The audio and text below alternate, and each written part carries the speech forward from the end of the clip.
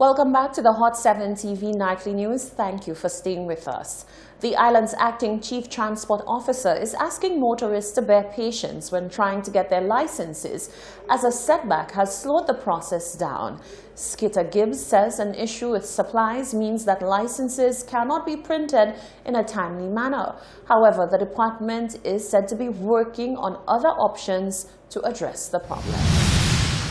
Motorists island-wide who are hoping to collect their new or renewed driver's licenses from the Transport Division are being asked to be patient, as unforeseen issues have thrown a spanner in the works of the license issuance process. Acting Chief Transport Officer Skeeter Gibbs apologized for the adverse impact that the setback will most likely have on motorists. Recently, we've been experiencing some issues in printing our driver's licenses in a timely manner due to some constraints in the timely receipt of supplies to facilitate that. So I would just like to apologize firstly for the inconvenience caused to persons and to inform them that we're working on other options to try and rectify the situation in a timely manner. With that said, not all of Gibbs' statement was bleak. I'd also like to inform the public that persons whose cards were expired up until early July 2019, these cards have been printed and they could come in to collect their cards at their convenience. Gibbs announced that the department is also working with the National ICT Center to offer renewals online. She said they are targeting January 2020 to commence the renewals. This would give a big relief to members of the public in terms of timeliness of receipt of their cards and even reduce the time spent on the lines at the department. So we're working on that to improve our service delivery. Gibbs said persons who have paid for their renewed licenses can use their expired cards accompanied by their receipt as proof of payment in the meantime. Reporting for Hot 7 News, I'm Rochelle Gonzalez. The teachers of the Anthropo Secondary School spoke, and it seems the Ministry of Education has listened. The St. Lucia Teachers Union President, Julian Monrose, said this course of action to shut down the school was necessary in dealing with a long-running issue. Meanwhile, the Education Minister, Dr. Gail Rigobert, admitted that there is a need for a comprehensive assessment of the school. A walkthrough of the facility led to its closure until Tuesday, the 29th of October. More in this report from Rochelle Gonzalez. The Anthropo Secondary School is officially closed until Tuesday, the 29th of October 2019. This information was sent out in a press release by the Ministry of Education, who explained that the reason for the closure was to facilitate the comprehensive assessment of the school and completion of works needed. Speaking on the matter was President of the St. Lucia Teachers Union, Julian Monrose, who said during a walkthrough of the facility that the SLTU sided with the teachers who complained that the situation was ongoing for too long. Monrose said the conditions at the school had a serious impact on the health of the teachers and the students alike. But our position is that the school must be closed and proper deep cleaning done and retesting before we can allow our members back into the school. The SLTU president said, as usual, it had to take drastic actions for the Ministry of Education to pay attention. In that the Anthropo school has had these problems for a very, very, very long time. The teachers have been complaining. But as usual with the Ministry of Education, unless the thing really breaks down, or unless, as in this case, where the teachers have stood up and indicated, look, they've had enough, then nothing gets done. You know, it's a sad reflection on the culture of the education sector, of the Ministry of Education, but that's the reality that we have to deal with. For her part, the Education Minister, Gail Rigobert, said following a comprehensive assessment, as well as the cleanup of the rooms most affected, it was determined that the other rooms are in need of assessment. This, she said, is to look for mold infestation that has possibly spread. Clip. Whilst the ministry advised that formal classes will resume on Tuesday, the 29th of October, all teachers are expected to report to duty on Monday, the 28th of October 2019. Reporting for Hot 7 News, I'm Rochelle Gonzalez. As we celebrate Creole Heritage Month, many continue to debate the true cultural significance of the various activities held throughout the month and culminating with Journée Creole celebrations in communities. Some argue that Journée Creole festivities are too commercialized and do not stay true to the theme of Creole.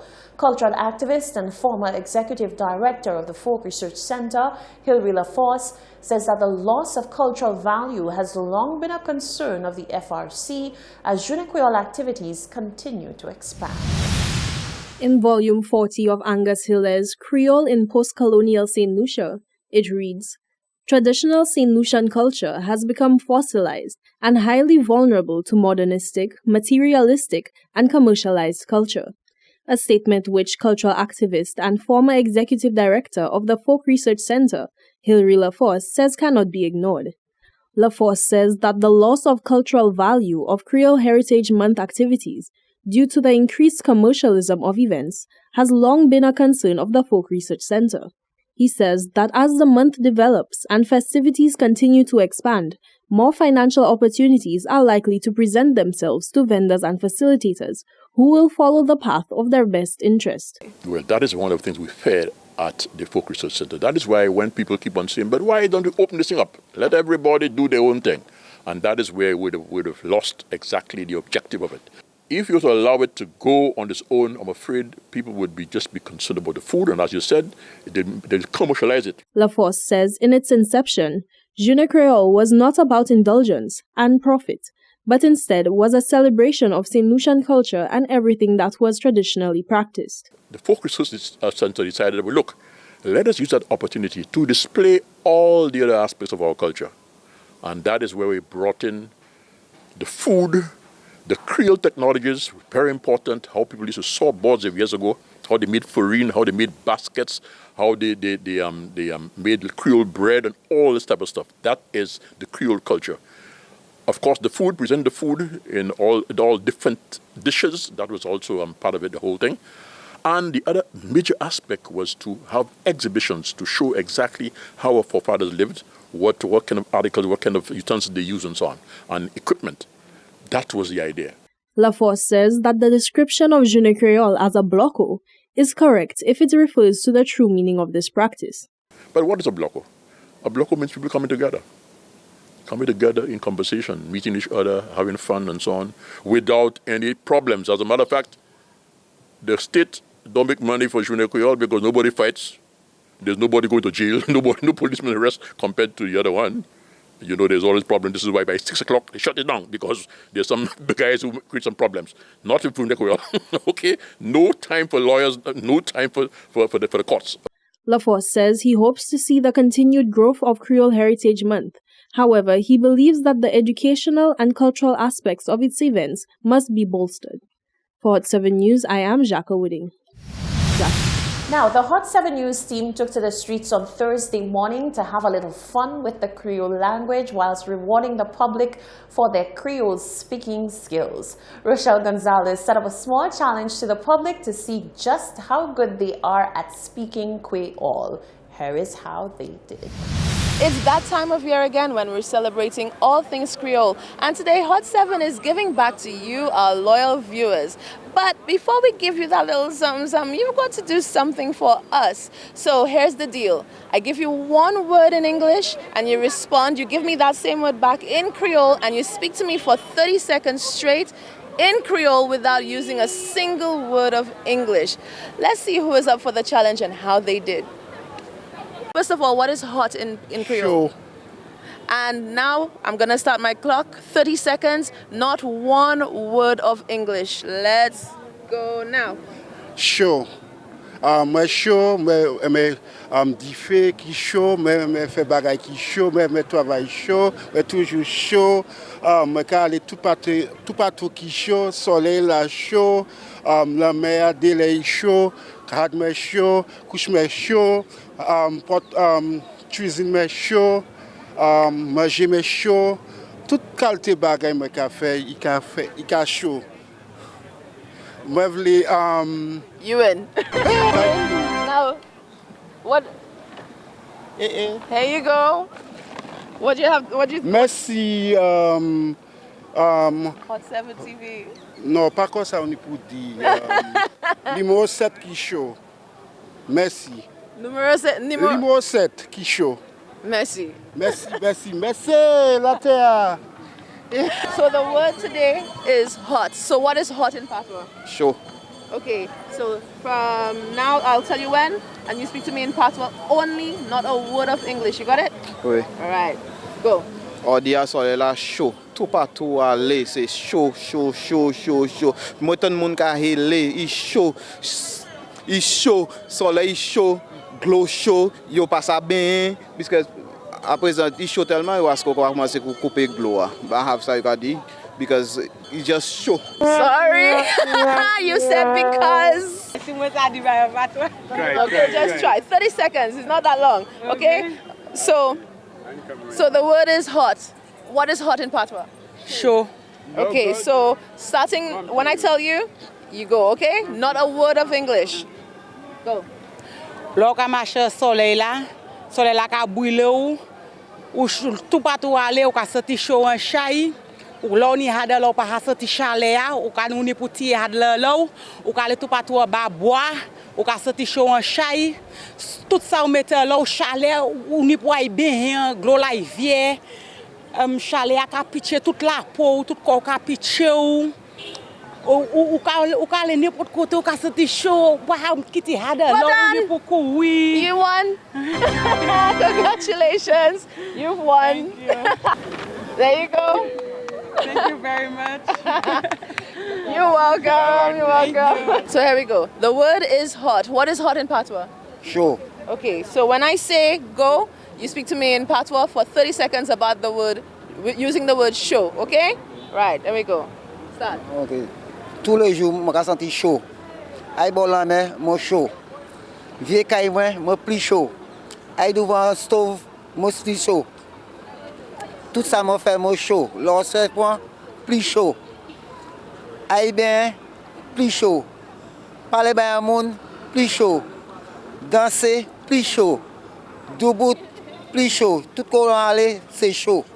Est-ce que ça comprend la baille comme ça? En temps tellement chaud. There you go.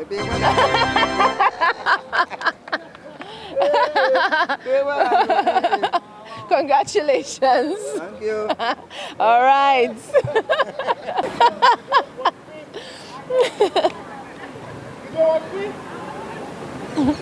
Well, they did it again, left me empty-handed, took all my bags of goodies away. But all's well that ends well. The Creole language lives on. If you want a chance to have your say, join us next time. For Hot 7 News, I'm Rochelle Gonzalez. Congratulations to all the winners. Look out for the team tomorrow. We will be continuing with the Palais Creole Challenge. During Creole Heritage Month, it is hard to escape the sweet sounds of court and solo music. These traditional genres have long been associated with the event as bands of singers and drummers come out in numbers to create the soundtrack to Journée Creole. But there is little official information available on these genres and their origins, and so we spoke with cultural activist and former executive director of the Folk Research Center, Hilary LaForce, to give us some insight into the history of court and solo. Attempts by local agencies to document St. Lucia's history have been commended, but one can only hope that the documentation of St. Lucian culture and Creole heritage is as thorough as the knowledge of cultural activist and former executive director of the Folk Research Center, Hilary LaForce. St. Lucia is home to many traditional genres of music, including the ever-festive court and solo music genres. He commends musicians who continue to practice these genres and says in the past that the FRC has put initiatives in place to ensure the continued playing of court and solo music genres by local musicians. LaForce says gone are the days where court music was the sound of Journée Creole.